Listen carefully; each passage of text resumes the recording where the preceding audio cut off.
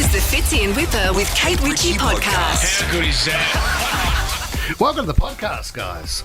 Exciting, Kate Ritchie, because the topic of Taylor Swift and Travis Kelce is not dead and buried. In fact, just warming up. What, did you want to bury it? No, I didn't. Did you see the photos, too, of Travis Kelce's mum? Where? Apparently approving Taylor Swift. So the story was that they'd had approval from her mum, from his mum. What do you mean? Was she looking at a photograph or something? No, it was just that she's been accepted into the Kelce family. And what was Mum doing? Standing next to Taylor. Oh. The Fitzy and Whipper with Kate Ritchie podcast. Taking your calls. You're right. What do you got any theories on Kate Middleton? At the same time, did you celebrate the Oscars? A lot of talk about how boring it was to actually sit down and watch yesterday. Pretty slow ceremony. What did you think? Give us a call. Connie in Dean Park, what do you want to talk about, Connie? Morning, guys. How you going? Good, Connie. I think it's a bit of an outrageous publicity stunt, the Oscars and the streaker. So I had an interesting question from my little nephew who asked me, why is it okay that man was able to go naked on TV? Oh, John Cena. But when someone does it at like a football game, it's all naughty and how dare you and you're in big trouble. And I was like, yeah, I got nothing. Well, one's orchestrated, it's planned, and it's completely controlled, and everyone's aware of it, Connie. And I think the joke wasn't the joke that... The joke was that he was giving away best costume design, wasn't he? And he could therefore not, actually make the announcement because he couldn't move the envelope. Which was a great joke. I didn't mind it because I thought, where's he going with this, John? Yeah. I don't think he's the funniest bloke going around. But yeah, Connie, and the other one is highly illegal and it costs you $5,000 if you rock up to a game and get your willy out. But a great laugh, Connie. Exactly. A great laugh for anybody that's there. Thanks for your call. Brock, hello. Hey guys, how are we? What did you want to talk about, Brocky? I just want to first say about how boring the Oscars are. Yeah, okay. And just get over it. And then all the office workers still working at home. Like, I'm a chippy, and I'd love to just wake up, have a brekkie, knock up a couple walls and get back into bed. Yeah, fair call, Brock. Okay, yeah. It's not everyone's cup of tea. I think every awards show that we go to, it is just long. There's so many. I mean, you're really there just for best picture, best director, best actor, but best support, even best supporting. Yeah, best supporting. I'll take that. I mean, Oppenheimer for the 9 noms. What did they get? 6? Yeah, well, who were the upsets, Tommy? Because I know Robert Downey Jr. was a bit of an upset, wasn't he? And I think as best supporting, was it Robert Downey Jr.? Cillian Murphy was as well, wasn't he? I think Paul Giamatti has been winning all the awards for that. For Best Actor, and then Cillian Murphy took it out on for the Oscars. Yeah, that was big. But also, too, for Barbie, I mean, the hype was there, but got nothing. I mean, got Billie Eilish for Best Song, but outside of that... They got one of their, was it 8 9? nominations or 9 nominations? Oh, God. So huge clean sweep for the old Oppenheimer. You've got a full Oscars wrap-up coming up from your gossip guru Fitzy just after 6:30 today. Gossip guru. Tommy, there was just a couple of funny grabs that I had, and then I look at the rundown today, and I'm running it. Is that why you've got a sparkly vest on? You're the new Richard Reed. That's what you told me off air. Are you going to tap dance for us as well, mate? That'd really lighten up the studio. Oh, my gosh. Well, because Connie kicked it off for us this morning, Connie, I'm going to send you to Sea Life Sydney Aquarium and the Wildlife Sydney Zoo. It's all yours, Con. Thank you so much, guys. Have a great day. Yeah, you can discover, play and win with haunted habits at the aquarium and the zoo. Book online right now. This is the Fitzy and Whipper with Kate Ritchie podcast. Can I give you a dumb criminal story, if that's all right? You've been hit by a dumb criminal. Douglas Lehman, 80 years of age now. Douglas... Yeah, well done, mate. He has been going out with a younger woman, Lorene Ferraro, 55 years of age. Good effort, 25-year age difference. Lorene's got a best mate that lives with them as well, Karen Casbom. Oh, yeah, the bomb. Yes.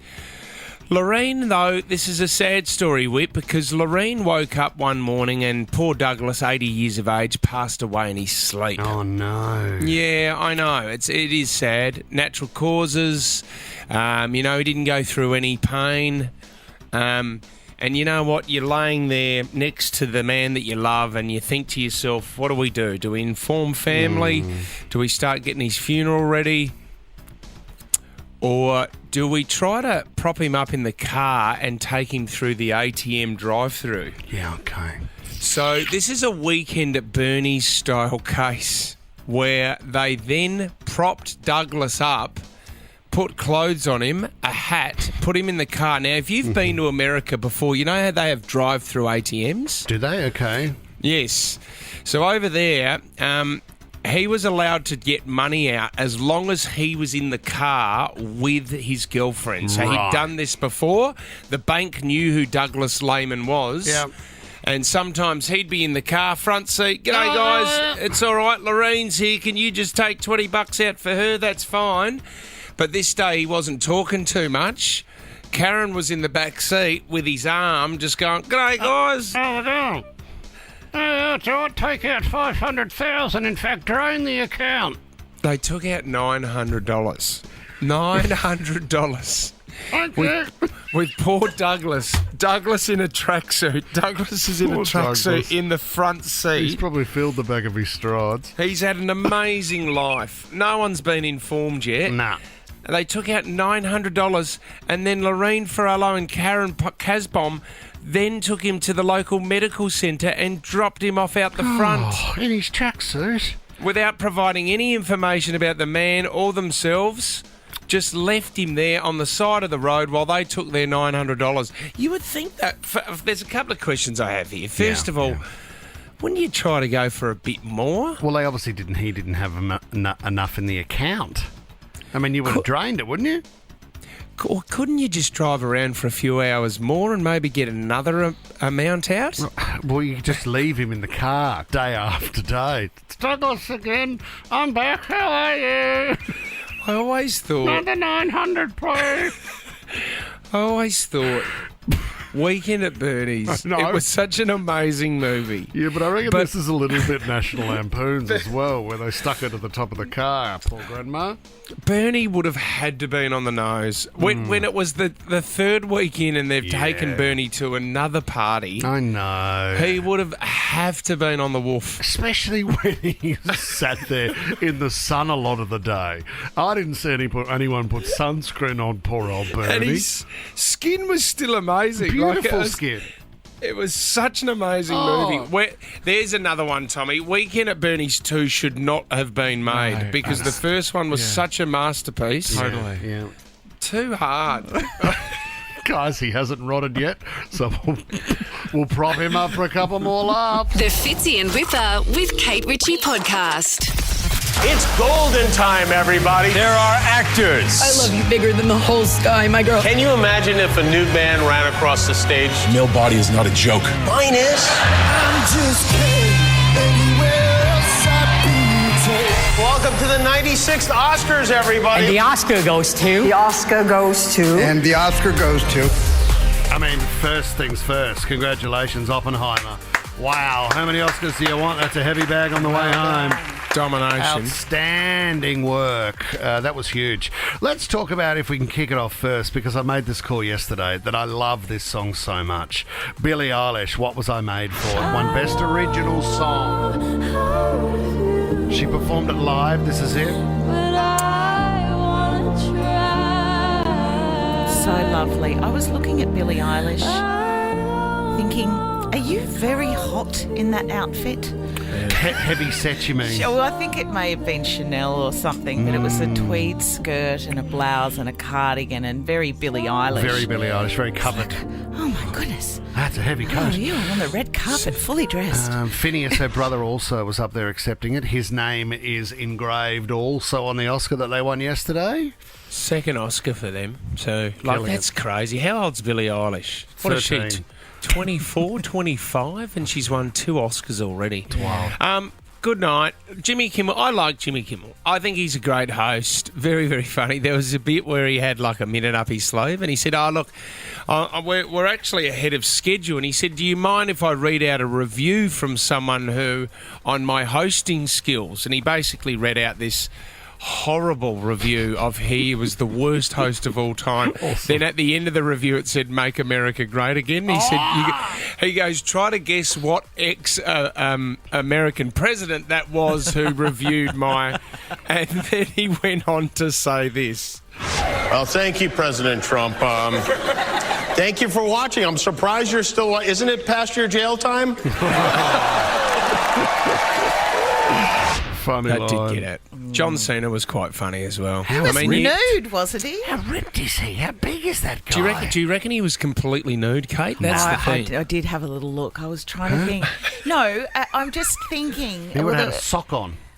Oh, do you think something over the actual, piece. appendage? Because the way he was holding that piece, I'm like, you can't even have like a little G-string, or there were no knicker lines. And if you look at the there. rest of the size of him, Kate, I was hoping nothing fell out the bottom of the envelope or from underneath. I mean, don't be fooled into thinking that always correlates. Okay. Have we got John Cena? I mean, he was nude for a reason.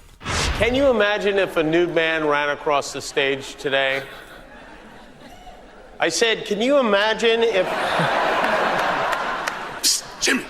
What's going on? You're supposed to run across the stage. I changed my mind. I don't want to do the streaker bit anymore. What do you mean you don't want to do the streaker bit anymore? We're doing it. I just don't feel right about it. It's supposed to be funny. The male body is not a joke. Mine is. No, it's not. Costumes. They are so important. Maybe the most important thing there is. I can't open the envelope without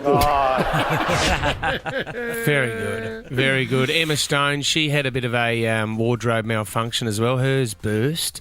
Actually, I think it burst after Ryan Gosling performed. Ken, have a listen to this. My husband, Dave, I love you so much. And most importantly, my daughter, who's going to be 3 in 3 days and has turned our lives technicolor.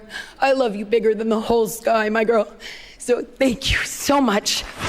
Beautiful. It had nothing to do with the dress, but the big one was Al Pacino. So Oppenheimer did win. It won for the best film. But Al Pacino gets up there, and I love that some of these legends, and we've had to get up. When you present an award at an awards show, Kate, yes, you've got to go to a rehearsal beforehand. Yeah, and everyone fights the rehearsal. No one wants to go to the rehearsal. They think they can wing it on the night. Yeah. So Al Pacino gets up, no jokes. I mean, he's just a legend of the industry. But then he explains to you what the role. He explains to you exactly what the category is. The category is the award is. Yep. And then he forgets that he has to throw to the nominations. Have a listen to when he announces the winner, and then after that, the reaction from the crowd. 10 wonderful films were nominated, but only one will take the award for Best Picture. And I have to go to the envelope for that. And I will. Here it comes. And my eyes see Oppenheimer. Yes. Yes. Emma Thomas, Charles Roman. Can you imagine the people, the producers in the box going, "What? Oh what my God! is he doing?" You can hear him saying, "What happened?" Because what happened? My what eyes happened? see Oppenheimer. I mean, 'Cause then it's okay, all Granddad. You can tell everyone in the crowd was like, "So is that it? Do we get to see the other films or?" Well done to Oppenheimer. I'm surprised nobody ran in and said, "Stop! Whoa! Let's go with the nominations first." Yeah. The amount it's a of big moment. Then you go to the Vanity Fair party. So the thing is, after that, then you'll have to go back to your hotel. You need another change. You change into your party outfit. I love some of the second outfits. Yeah, Margot Robbie. Yeah, that is a party that you want to be at, isn't it? Can we also just celebrate too? I mean, they didn't win really any Oscars last night. I mean, I was the one yesterday, Kate Ritchie, that said there were some people that weren't really into Barbie. Yeah. And Barbie had a very quiet night. But Barbie... are you going to do it? Oh, I told you so rubbish? I'm doing a Is that what you're doing before 7 o'clock? I'm doing a let's celebrate the highlight for Barbie on the night, which was this song. Ryan Gosling with Slash.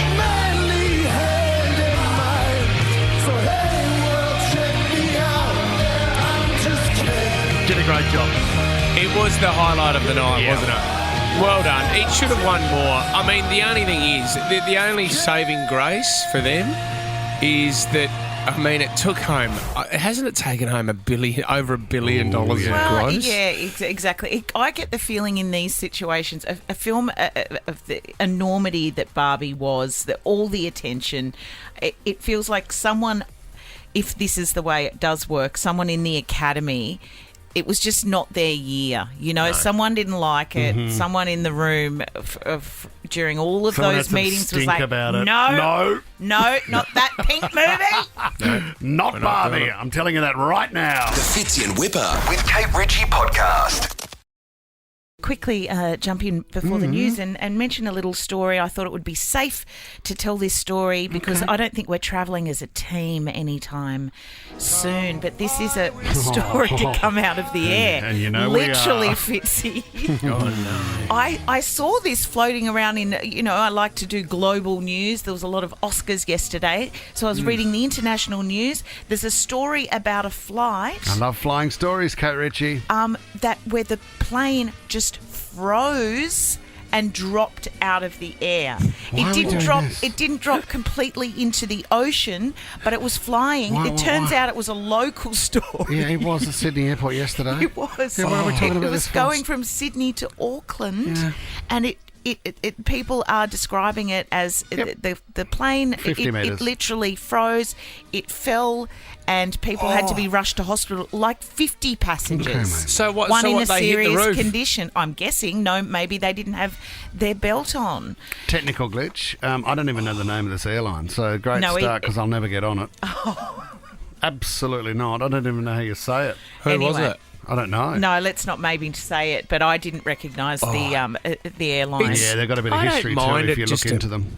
Make it a bit more interesting sometimes, just to drop.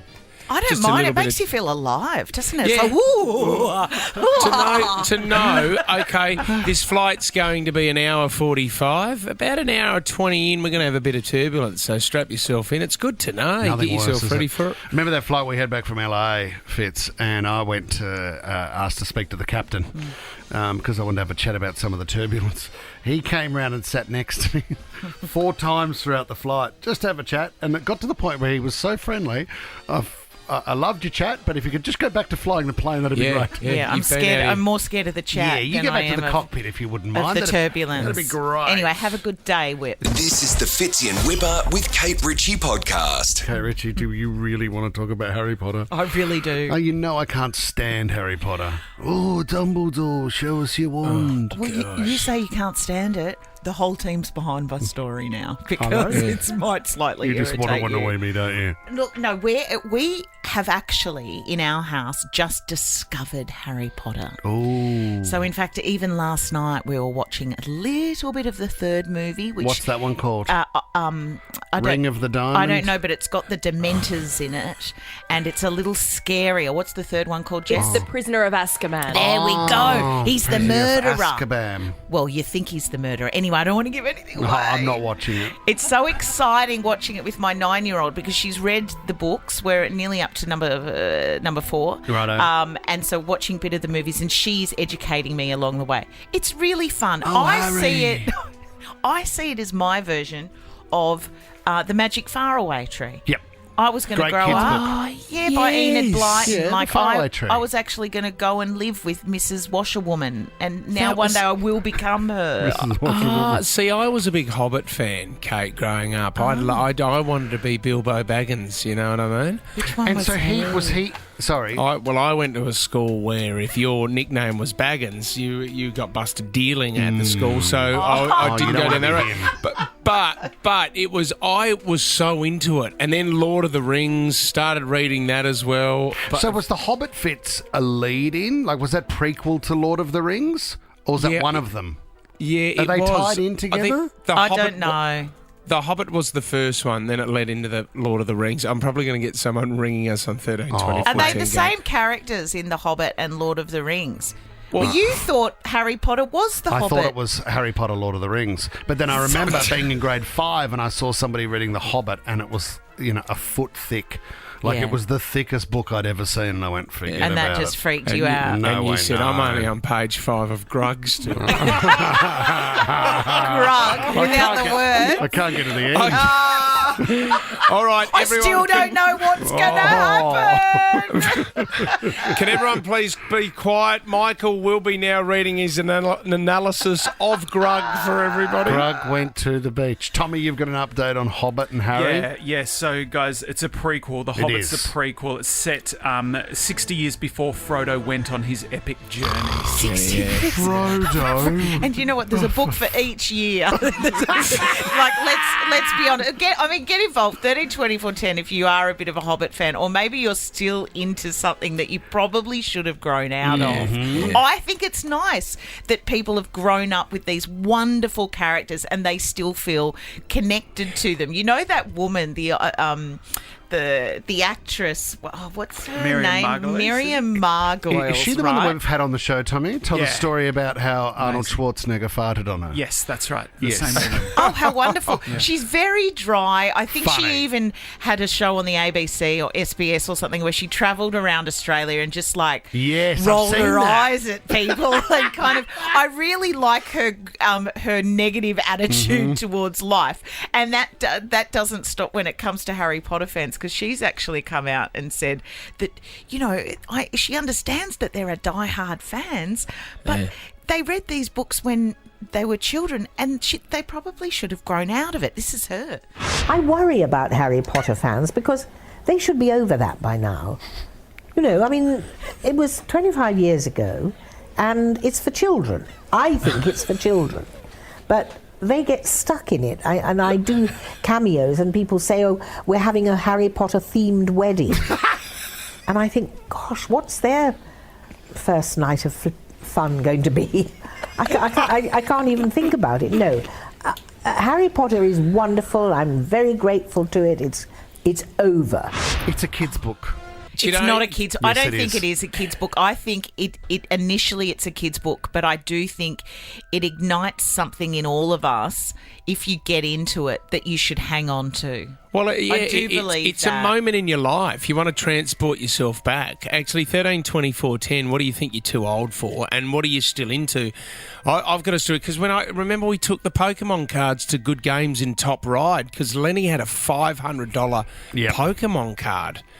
The lineup in there, Kate, of guys, one guy would have been in his late 50s. Well, I have to draw the line. I have to draw the line at cards. He had a stack of Pokemon cards and was lining up, going, "Yep, I'll trade that one. I'll have this one." Oh, so he wasn't just handing them in; he was still actively trading. Yeah, what a loser! Still actively trading. There were games of Dungeons and Dragons going on as well. I loved it. Get a girlfriend, mate, and join the real world. Oh, I think it's You're nice. A loser. You're a stinker. Having a partner doesn't keep you happy. I think if trading, I don't know what I'm saying. I'm trying to stick up for the guy with the cards, but I don't believe that for a second. 13, 24, 10. What are you too old for? We'll get you on next. This is the Fitzy and Whipper with Kate Ritchie podcast. What are you too old for on a Tuesday morning, guys? Harry Potter's been listed. Pokemon's also in the same category. If you're 40 plus and into Pokemon, get out and find a new life. Oh, look, I'm going to defend some of the Harry Potter fans. We have just discovered it in our house, and I think it's lovely. Your daughter is 9. Yeah, absolutely. That's fine. And there's part of me that is a little bit excited that she's so excited. She's educating me. It takes me back to the days of reading Enid Blyton. I love everything about it. Yeah. But I will say she did tell me there's a teacher at her school who is obviously a Harry Potter fan, but is now of an age of teaching. And don't be critical, and you probably won't even get this. When they photographed their baby at, 6 months, 7 months, 8 months. Snuggle pot and cuddle pot. No, you know what? They took a photo. They Not took with a photo a wand. of no, you stay out of it because you're not going to understand it anyway. It's a Harry Potter reference. Aggressive. They took a photo of their child at 9 3/4 months. See, Jess gets it. What is it? It's the platform. the platform 9 Anna and in 3. Wattle Grove. Welcome to the show, Anna. I love it. What are you, Hi, what how are you are too you? old for, Anna? Well, I'm not. Well, as Kate said, that I still read I still reread Harry Potter the same way with Hobbit, and currently I'm reading Lord of the Rings. Yeah. Yeah. At the same time, I'm also an avid video game player. So You just Anna, love fantasy. So Anna, you're Yep. going back to the books. You've already read the books. This is your second, third time. With the Harry Potter, I think it's probably the 5th time. Oh. The Hobbit. Anna, how old are you, Anna? I'm 47. If you're into fantasy, you should read The Far Too Personal Trainer. Oh, my gosh. No, I'm not into that. No. Sorry, Anna. Oh, Anna, you go, girlfriend. Colby's and Jason. What are you too old for, Colby? Jason. Oh, sorry, Jason. How are you, mate? I'm addicted to Charm. I love it. Charmed, the TV show with Elisa Milano. Yes. I don't like the revamped one. Have they redone it, have they? Characters is a whole new story. What's Charmed? Tell us more about it. It's nothing beats the original of anything, so... Yeah, but what is the movie? What is the about? series about? It's about witches, isn't it? Yes, correct. The Halliwell sisters. So what do you dress as Alyssa Milano sometimes, Jace? Oh, seriously. You're so silly, Fitz. So how far do you take this, Colby? Do you watch them over and over again? I've got the box set. Of course you do. On cassette, like video? No, on DVD. Oh, DVD. Have you ever put a spell on someone yourself, Jace? Yes.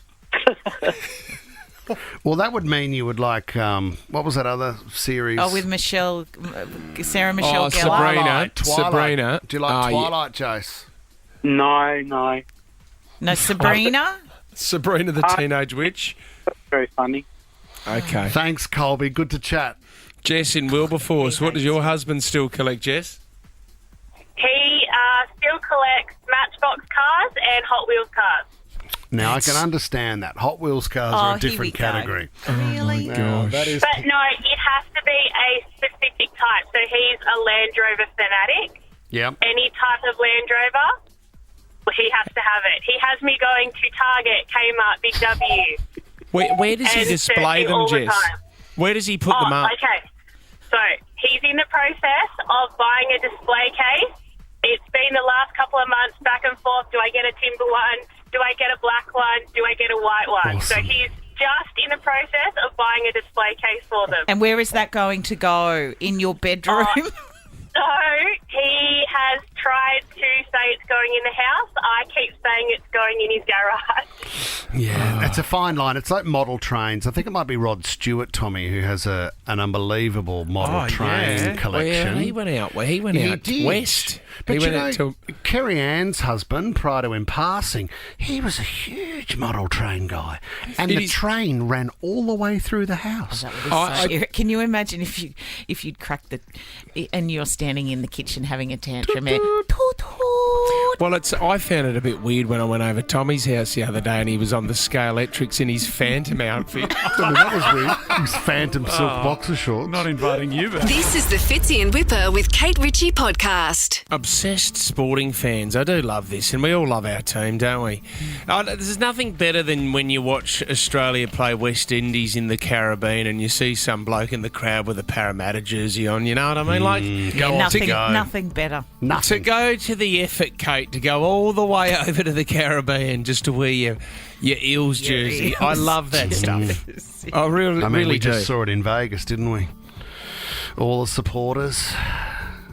A lot of people going, we do. Keep going. Yeah, but there was a couple of games over there, that's why. I'm just saying it was great to see everybody in the crowd to have the game played internationally with all the support. What's his name? Rabs Warren. I thought that's... There's Rabs over here. Yeah. Shame on the TV numbers, but anyway. With the sporting update. Don't mention the TV numbers. No, they had 60,000 Americans watching it. And that's just to kick it off. I mean, that'll get bigger and bigger. They have more than 60,000 people at one school, don't they? I think they do.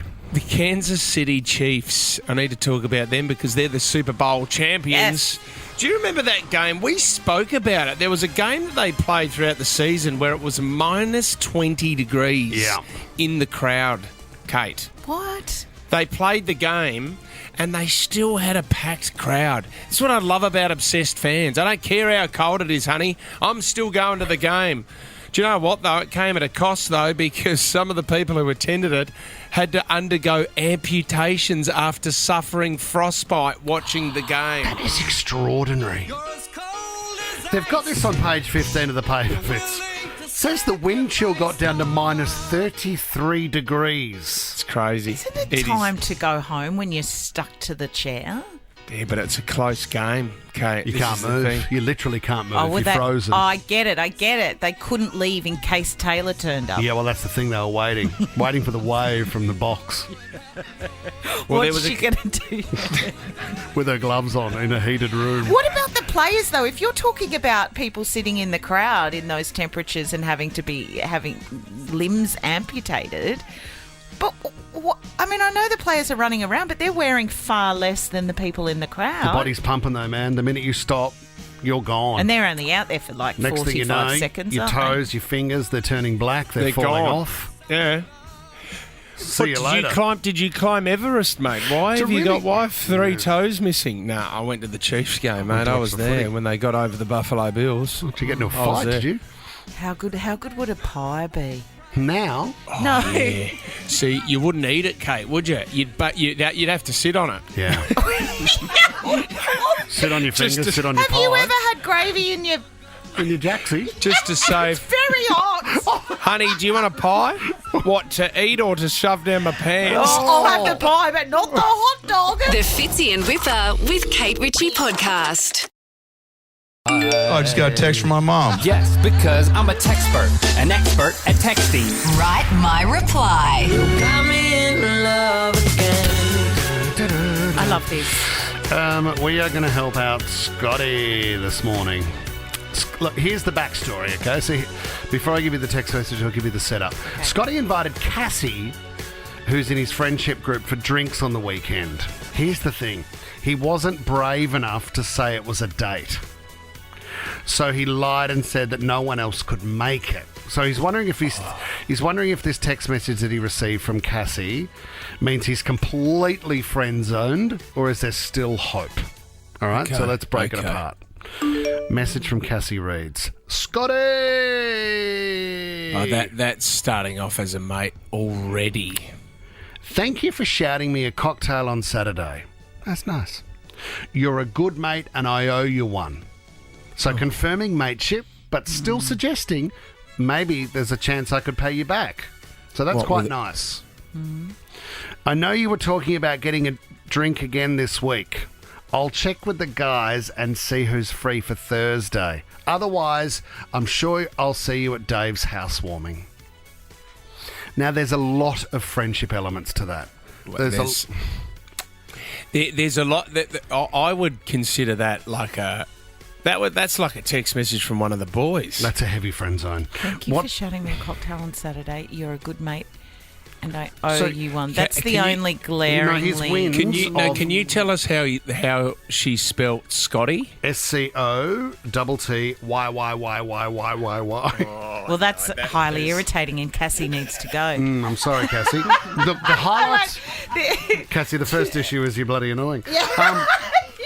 Scotty, I'll find a new friend. Do you know what? Here's his wins.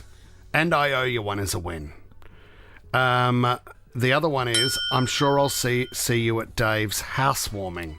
Smiley face, smiley face. So there's two clear suggestions of, I look forward to when we can catch up again. Now, I'm not saying he's not out of the friend zone, but at least there's two little spikes of... poisonous ivy there of hope. I'm just going to step in as the lady.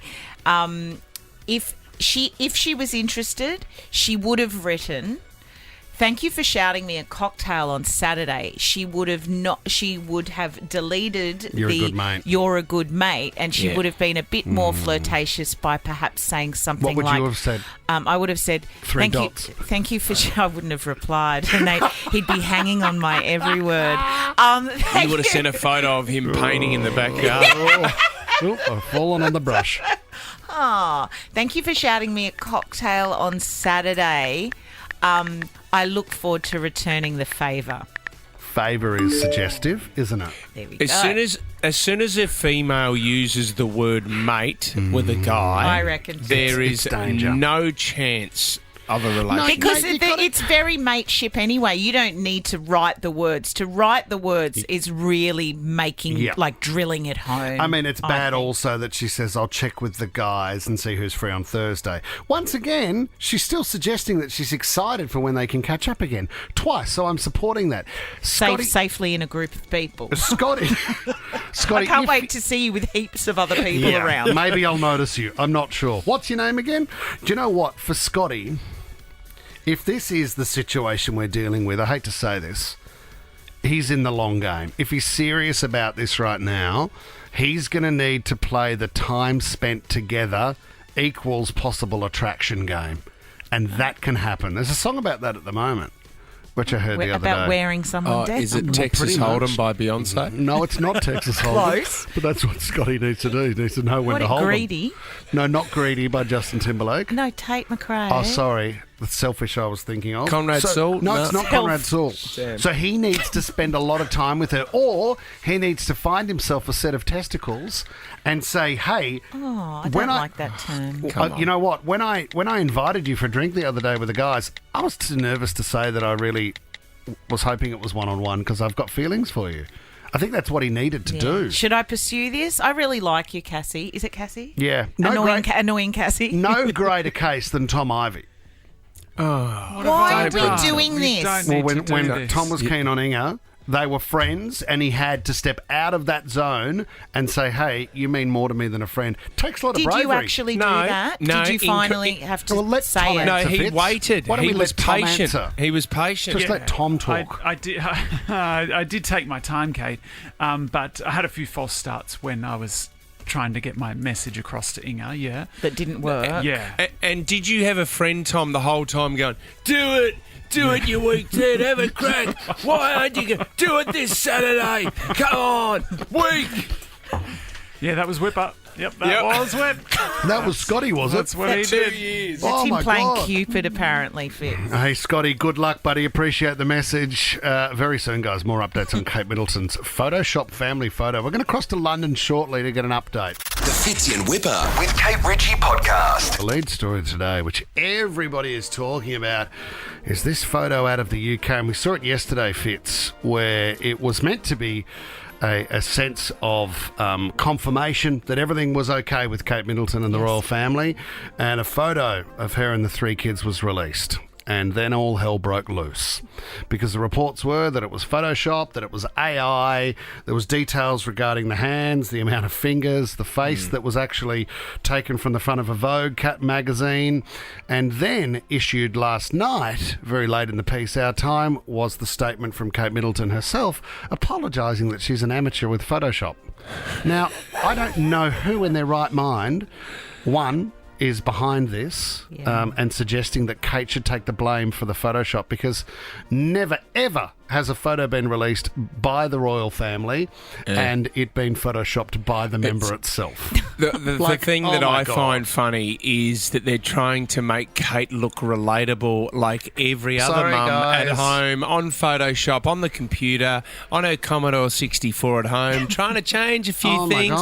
If you actually look closely at the photo, you can see the strings on her hands from the puppeteers of the faceless people that run the royal family. Very well Kate. done. Well done. If you think, I mean, it's quite insulting by the PR team at the palace and the royal family. It's quite insulting that they would think the public would believe that Kate Middleton has amateur skills on Photoshop, and that's why there was an error made. But the thing is with Kate, though, they have prided themselves on the fact that when they do release family photos, they have been taken with her little camera.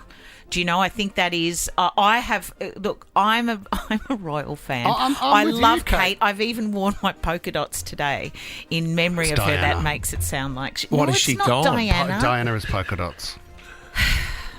Oh, God. Can we go to the UK? Let's go to London right now. Hugh Whitfield's over there. He's the 7 News European Bureau Chief. Hugh, we saw a photo this morning of Kate in a car, but you saw the back of her. Is it confirmed that it was her, Hugh? Yeah, good morning, guys. Look, I guess we don't really know what to believe anymore, but these photos that you'll see on the TV today were taken by essentially paparazzi. So they say that they saw Kate, and the palace said that, yes, Kate was in the car with William. Now, this is the first time that we've seen the Prince and Princess of Wales together since Christmas Day. We've seen William, we saw him come and go from the hospital when she was in hospital. Yep. Seen him at a few engagements, and then Kate in this photo that was released on the weekend, which we're not even sure is genuine in any way anymore. We're told that Kate was going to a private appointment. William was on his way into London from Windsor for the Commonwealth Day service at Westminster Abbey, so she essentially must have jumped a ride, but it is very clear that this was proof of life, essentially, to show that all these conspiracy theories that we tried to dampen with the Mother's Day photo that then we inflamed even more, we're going to try and dampen them again. So, Hugh, if you heard what we said earlier, are you completely baffled by the suggestion to the public that Kate was in charge of photoshopping? She's an amateur, and therefore that's why the photo looks doctored? I think, the context of this broadly is this is the dumbest PR thing that I've ever really come across, because no one seems to get the story straight. And what we really actually don't know is at what point was the photo handed over to the press team to post on the Twitter account and the Instagram account, and did the press team know that Kate or William and Kate were at Adelaide Cottage at their home fiddling around on Photoshop late at night, and then did they tell their press team? Was the press team aware, so that when the press was asking questions, did they actually have that information, or was everybody in on it? And were they advised to give it out? Because on first look, when we got the photo on the weekend, nice photo, great, she's looking happy. Happy at home. And it takes time to go digging deeper, and I guess, you've got to trust your client, right? Yeah, I think if it's William who took the photo, it comes back to both of them. Can I just ask a question that I'm still confused about? When there were stories yesterday saying with the headlines about mandatory kill on the photo, right? Oh my God, yeah. Which was excellent clickbait, but it basically said that the photo was not to be distributed. Sorry, I'm so confused in my head. So do not use the photo anymore. Was that instruction from the palace that it was no longer meant to be used, or was it from the public, the Associated Press or whoever it was, saying, we now know this photo's been doctored and we will not be misled in this way, do not reproduce it? Yeah, absolutely. It's the latter, Kate. So it's the editorial decision of these big photo agencies like the Press Association, like the Associated Press and Reuters and the like, who receive photos from freelance photographers, their own staff photographers, and people that they trust to distribute to their clients. Okay. In this case, there's an existing relationship between the palaces, in plural, Buckingham and Kensington, and they hand over these photos to the press agencies to distribute to their clients for free. Now that trust is broken. And if you're going to hand over edited, manipulated, altered photographs without actually telling the full story, we don't know what the original looked like. So we don't know how much it's actually been manipulated and how much it actually changes the story of what we're being told. Okay, Hugh, before you go, you're in the thick of the action over there, Hugh. What do you honestly believe? Because, look, we think it's either two scenarios. There's health problems that she's having, or there's problems within the marriage, and that's why she hasn't seen William or been with William for a while. What's your theory, Hugh? Look, I think we have to, unless there's a smoking gun evidence to say that Kate wasn't in hospital, I think we have to go with Kate has a health problem, had a health problem, was being treated, and she was out of action. On the marriage issue, I think there's all sorts of wild theories that have been running for ages. The only thing I would say is the photo today doesn't look good. It doesn't look good. Interesting too that none of the British press ran the photo of Kate Middleton and her mum because it was a pap shot. Only America did. So, Hugh, are they running the photo in the UK today of the pap shot? Absolutely. In the car, they are. Absolutely. Yeah. It's game on. It's game on because trust is broken. And no one's willing to be screwed over again. Yeah, we can't be fed the photos now. We have to source them ourselves. If it was a health problem, why can't they just come out though, Kate, and just say, look, I had this discussion with my mother last night, and she was. My mum was mortified that I'd be even talking about the Royals on the radio and say something, highly critical of the royal family. But I mean, there is. I know that it's taxpayers' money and all of that, and they are owed some kind of explanation.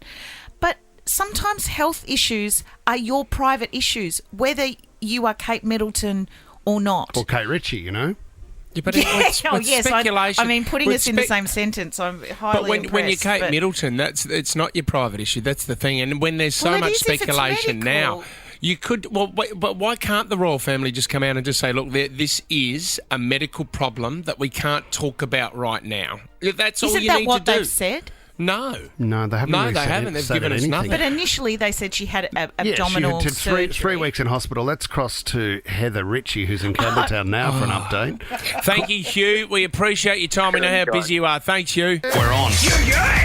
All right. It's time for 60-second starts. Kate Ritchie's Time Still Standing Now. $200 up for grabs. Plus, you go into the running for first class 50K. Where would you go first class? Paris, London, New York?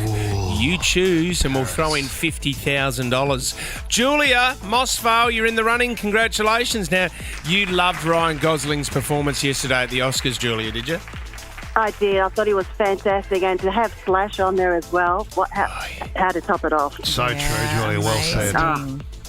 You are our guest. He did very well. Julia, you're going first. Get one wrong. Power goes over to Kate. Whoever has the power at the end of 60 seconds is the winner. Julia, your 60 seconds starts now. What animal is Garfield? A cat. Yes. Who is the editor-in-chief of Vogue magazine, Julia? Anna Wintour. I'm going to give you that. Grenade, 24K Magic, and Treasure are songs from what artist?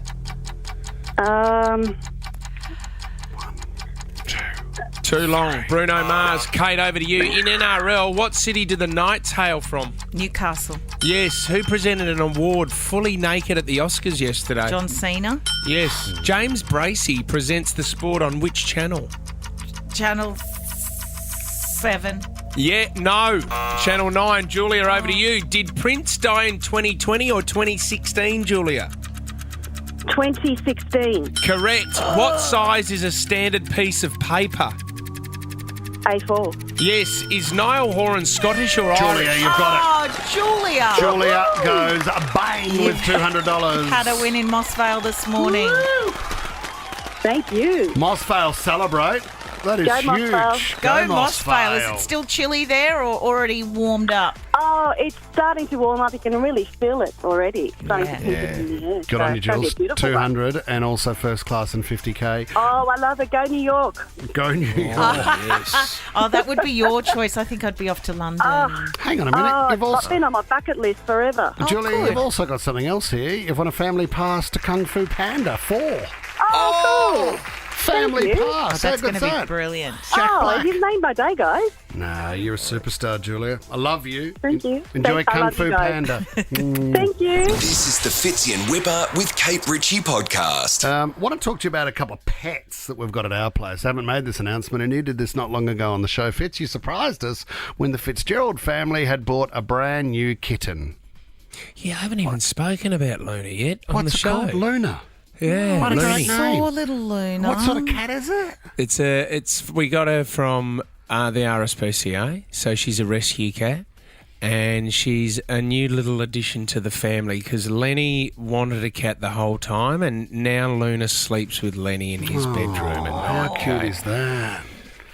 I love that. I mean, there's a lot of talk about cats at our place. There's a lot of demand about a dog. I thought you were going to get a dog and then you shut that whole thing down. Shut the dog down. I've shut the dog down. I'm proud for a of little you. Bit. Thank you. Because I don't think. It wasn't easy. You seem, not that you seem fragile, but I just didn't think that adding a puppy dog to your load would have helped you. Maybe it would have been like a therapy dog. You know those dogs that are sort of mental support and you can fly with them and things? Yeah, they're older and they are trained. A puppy needs your mental support. Yeah, getting in a bed. You'd be good for a support dog. Well, that was your nickname in high school too. What, the support dog? No, I was never called support dog. Instead of that, what's exciting is we got about 2,000 tadpoles in the front pond. Oh, yes! Yes, it is so exciting. That is very exciting. I can't believe it. Normally and traditionally it's been a mozzie breeding program where we supply mozzies to the rest of Sydney. Yeah. Because we've tried to drain this thing. We even drilled a foot down and can't drain this damn pond at the front. It's the work. We had to get rid of a water feature at the back of our place in Balmain. You know what you can do? If you get in with the Garbos, King Dazza... Yeah. We got him with King Dazza. We ripped out the water feature and thing. he stuck it into the back of the garbage truck. Oh, Dazbag. You should have heard that go down, Kate, when he brought it down. Awesome. Is it concrete? It's concrete. Ours is. Yeah, it made a hell of a noise, but he got it in there, King Dazza. So the mozzies have been biting everybody around the neighbourhood forever, and then no one said thank you, but the program's been going really well. But what about the joy of tadpoles? I think it's wonderful, especially with kids of your age. Well, what we've been doing too is I took the fly wire off the window, and then we sink the fly wire into the pond, and then after about 5 minutes you bring it up at each end, and you can see how many tadpoles you've got. And some of them flapping around. Yeah, flapping around like an untrained seal on the fly wire. Some of them have got little legs, which is great. Here's the thing. circle of life. Circle of life. Eat the mozzie, turn into a tadpole, then you become a frog. Be proud to have a couple of toads in your backyard, being one yourself, mate. Oh! It's like looking into a mirror. Fitzy, I thought you were going to be a bit more clever with the toad gear, but you just called him a toad. No, it was pretty clear to me. I read the insult. Being one yourself, Whipper. So what was interesting, and I love my wife so much, but she put on the old Instagram a couple of tadpoles, which is great. Someone DM'd her and said, well, I hope you're looking after those tadpoles. That's another question. When is life worth caring about? Like, we don't worry about ants. We don't worry about flies. Is tadpole life to care about? Did you just say, we don't worry about ants? Yeah. Oh, well, Kate Ritchie, you're that guy. You wouldn't be walking, mate, if you were worried about ants. We might have to introduce a couple of fire ants into your backyard. Okay, well, toads what about and those fire little ants? green ones? Okay, I'm just going to jot that down because can I say, a man who says we don't worry about ants, we don't. That tells me a lot about them. And I'm not afraid to shoot a fly with my salt gun. I do a lot of that around the kitchen. Are they, mate? Yeah. Why? Because... So the tadpole life, someone's DM'd her on Instagram and said, tadpoles, that's so exciting. I hope you're feeding them correctly. Tadpoles are feeding on baby mozzies wiggling around in the water. That's what they do. The person then went on to mention that tadpoles should be fed mince meat. What are you talking about? What are you talking about? So I get home...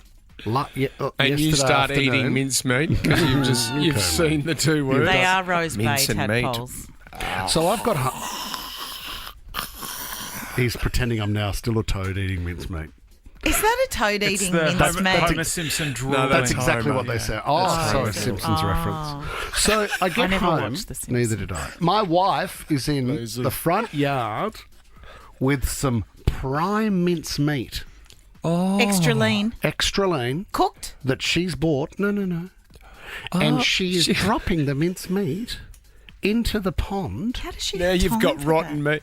Now you've got rotten meat in the pond. Now what have you got, mozzies? To feed the tadpoles. I said, honey, have you seen the credit card bill? Have you seen the cost of living? Do you know what it takes to keep this house?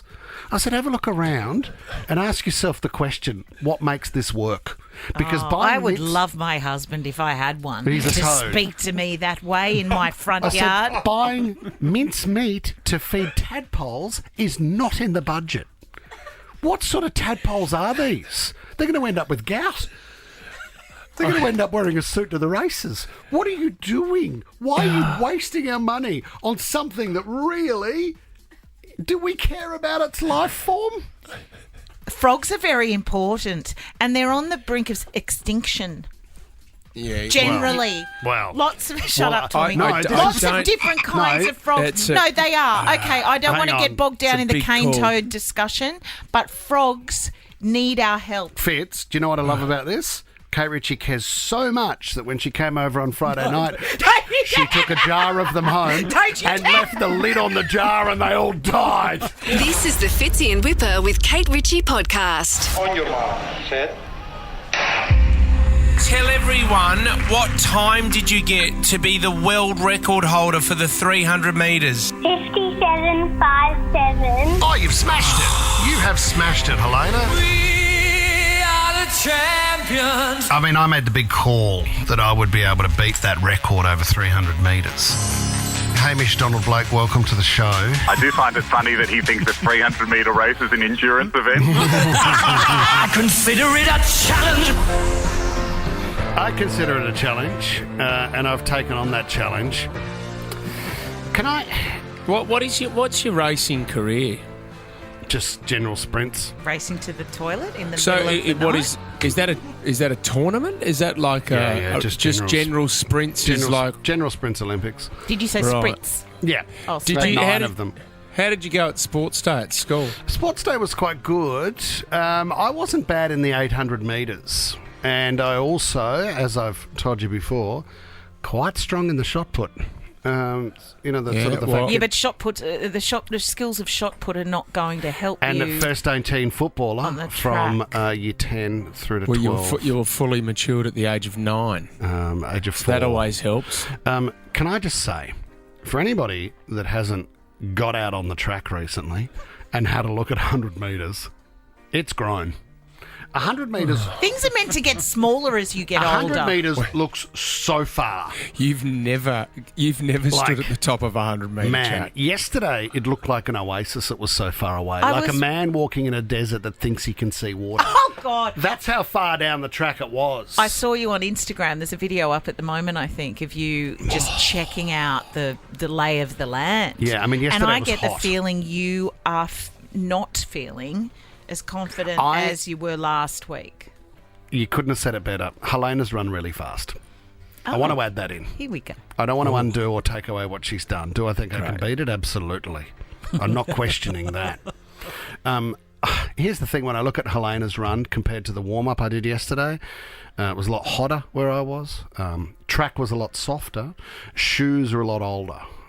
Body was older as well. So I'm just sort of comparing a couple of the environmental issues which are impacting my time. But you still think you'll win. Yeah. And the excuses become more frequent. I what know. for me? And Hamish was What? very big Huh? on the fact that if you happen to lose, there are certain things that you can't blame on that. Yep. You can't, is it too hot? Is it too cold? My shoes are too old. My shoes are too new. Okay, there's one thing I pride myself on. My hair is too long. Well, my hair is actually beautiful, and now up for grabs because Kate Ritchie, the deal sits that if I cannot break Helena's record, then you can chop at the back of my head with a pair of scissors. At the back of your head. Take No, that ponytail off. Fitzy, Hang on a minute. You're not the coach, and the deal was done. No, it's got to be more than that, mate, because you're going to lop that off at some stage anyway. That's not Am I? losing a bet. Yeah, of course you are. When? You said the other day. It's coming off soon. It's hilarious, Fitzy. We're Were you shaving in the it. office yesterday where he just started getting a little bit nervous about the fact that there might be a haircut. And then... That's how I speak. Well, no. And it was a bit like...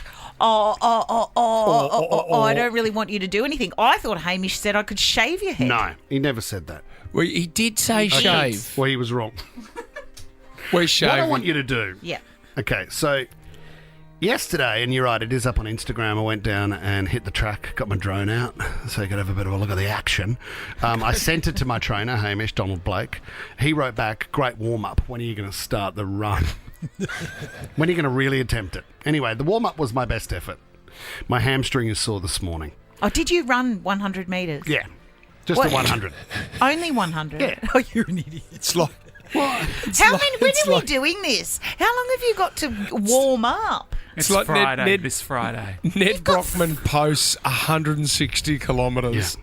Whippers post 100 metres. So what I want to do now, I've got the audio because I took the mic down, strapped myself up. I want you to get out your phone.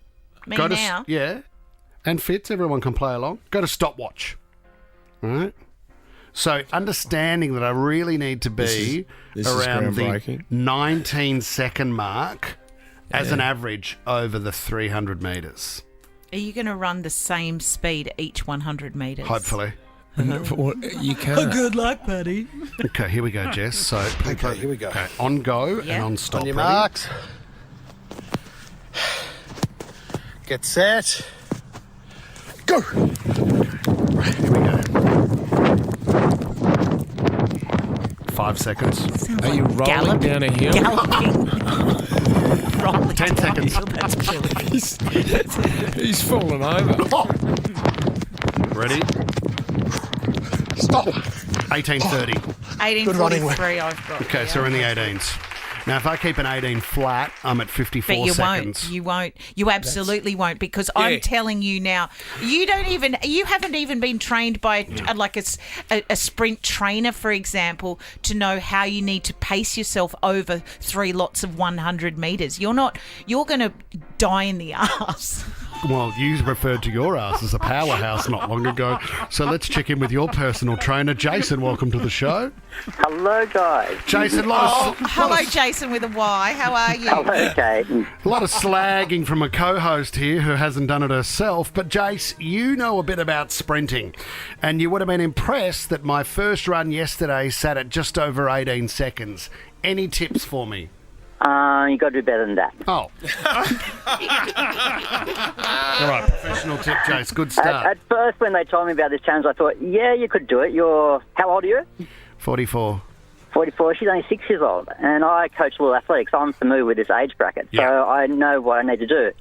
And just then listen to the audio saying you did 18 seconds for the 100. Now I'm not so confident. What should I be hitting on that first 100, around the 16 mark? Yeah, if you could blow it a lot more, yes. And how do you... Because that last 100 is like you're in quicksand. Oh, man. Like you're in quicksand. And does he actually need to be running faster? Like, how do you break the 300 metres into 3 kind of Yeah, so this is considered a sprint. So anything under 400 metres is a sprint. Yeah. So you can't take it easy. No way, man. So pretty much from the get-go, you have to have a really good start. So you just can't ease into it or jog. You go straight away. And be going at the same speed for all 300 metres? No, then you sort of pace yourself. So then you get into a bit of rhythm. And then sort of you hit the bends. The bends, you don't want to run in the middle of the lane or to the right side. You want to be hugging the bend. So get close to the left side, and leaning. Yeah, that's it, yeah. Oh, he'll be leaning horizontal to the ground. He'll be leaning. All right. When he does round that corner, Jason, and he's doing the last 150, and last 50 metres, what should his body be doing, and what should his mind be doing? So he's come out of the bend. I'd like to not do a hard out of the bend. Yeah, so he's sort of like slingshots out into the straight. Slingers. Then you get back into a rhythm. And that last 50 metres, you sort of just pray. Do you know, it's and then you know what, the last 50 metres, there'll be a sniper up in the stands that will just, watch, as soon as that shot goes off and he pulls the trigger, you watch him hit a wall.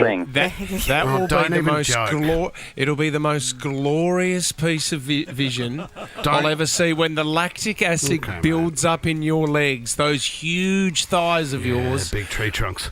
Bang. Jace, I am worried about the hamstring. It's pulled up sore this morning. It might need to do sort of full-time masseuse work on that, if you know any one that could help out if she's available. The warm-up, I usually take about half an hour warming up for something like this. So heaps of mobility work, a lot of running drills. I like that. So I won't just walk in straight into it. really prepare yourself. Okay, well, Jace, as Kathy Freeman said in the 400, the crowd brought her home over the last 50. So, Tommy, we're encouraging everybody to get down there. No, well, hopefully no there's a big crowd.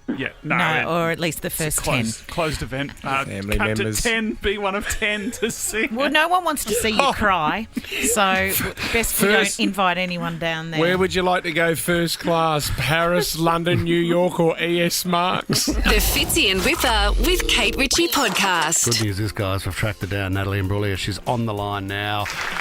This is exciting, Fitz. We are very, very excited, though, because I can't wait with this Sleep Sound podcast, and we get to hear your magnificent voice as well, Nat. How did this come about? What, though? I had a bit of a panic because I thought, I'll just go back and have a little listen to other people's. Yeah. And I went straight to Jamie Dornan's, Bob's. Yeah. And I was like, oh my gosh, he's talking really sultry and soft, and I don't think that I was, because I was reciting poetry. Yeah. And then I had this panic that perhaps it's not going to be very sleepy. So, but I mean, fingers crossed. Jamie's from 50 Shades of Grey. Yeah. So, I mean, he would know how to lower the voice nicely, but I hope he's not making it sound sexual. Yes, I haven't in any made way. a film like that. No. Yes. I haven't needed to do that. Oh, hang on, Ramsey But I Street have to was pretty hot say, and steamy. So you became are you being self-conscious then about whether you were going to be able to deliver what they were hoping for? well, you'll appreciate this as an actress, right? So it's some of the sleep sounds is people kind of describing environments, but I was reading poetry and I got there and I was like, oh, I can't ruin this. This is prose. Like, I have to get this right.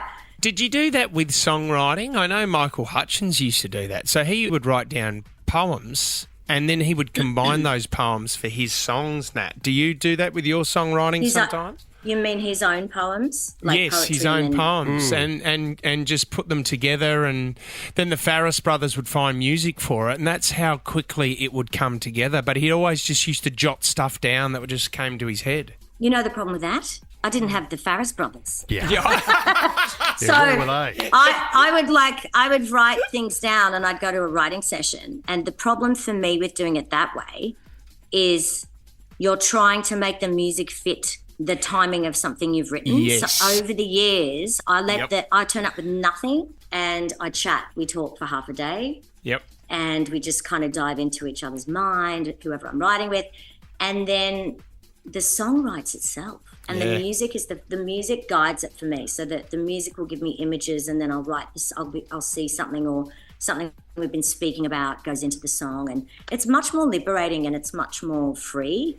Are you doing any of that of late? We did hear something about you heading into a studio. Were you in Byron and you kind of locked yourself away, and there is new music? Are you doing some writing? Oh my gosh, I'm having so much fun. Great. Yes, I'm working on new music. I'm experimenting. I'm loving it. So I'm really excited about that. There was also I've got a live album coming out. Yeah. Is that the first album? Left in the middle? Left of the middle. Yeah, Left of the Middle. That was really cute. Left in the middle. Sometimes you might get left in the middle. You might not be left of the middle. Left right out. Be left to the right of the middle. Mm-hmm. Anyway, You could be in the center of stuck in the middle. In the center of a circle. Stuck in the middle with you. This is song. Roughly in there. Mate, we need to write a song. We do. It's on. Yeah. I was thinking about you ahead of being able to have a chat today, and I guess we have had very different careers, but we started in the same little place of a Aussie series, drama series. What do you kind of wish you'd known then, or what do you wish someone had taken you under their wing and said, okay, Nat, woo up, this is what you need to know? I wouldn't change any of it. The one thing I would change was nobody told me where to sign on and sign off to get paid. It would have been good to know that. Sure. Yeah, So, I was about to say. About 3 weeks in, and I was like, oh, nobody told me I've got to sign here and sign there. So that's funny. But was that the same with your first record deal, Nat? Do you look back and go, oh, bit ripped off there? Is that what it's like when you first get into the industry? I don't regret any of it. Yep. I feel like people are a little bit too precious, and I think that I'm from a generation of those are the things that made me so strong.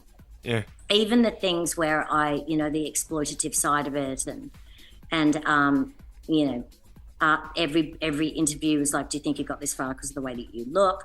I don't regret any of it. Like, people need to just be a little bit more hard-wearing, I think, and just recognise that those are the things that make you make decisions of, I am not going to let that happen again. So it's like, just use it. Yeah, and because what you're also saying too is you're controlling how you react to these situations. So you're giving yourself the power, aren't you, by going, well, this is what happened. There was some good, there was some bad, but here's how I take it on board. Yeah, I mean, look, the first song I released, you know, was so mega that that could have been something I decided as a negative. Yeah. But, I made a decision to fall in love with it and never let that, you know, the thing that changed my life in a positive way be a bad thing. So, well, we you know what, we had Torn Thursdays there for a while where we got the listeners to ring in and they were just.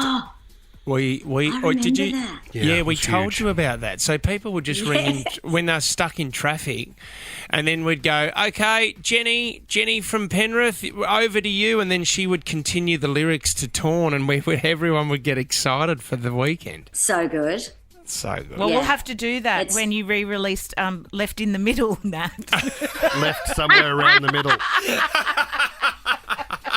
Left of the corner of the street. Yeah, exactly. Where the hell am I? By Well, Natalie, that's funny. Natalie Imbruglia, you know what? You are more relevant today than you've ever been, and that says a lot. You've been in the industry for a long time, but you know what? People still talk about you and that song and your acting career and everything. And now we're talking about you, you know, reciting poems to us to go to sleep. I love that. The Audible original podcast, Sleep Sound, is with Natalie Imbruglia. You can get it now on Audible, but we know how busy you are and how late it is over there. So thanks for your time, Nat.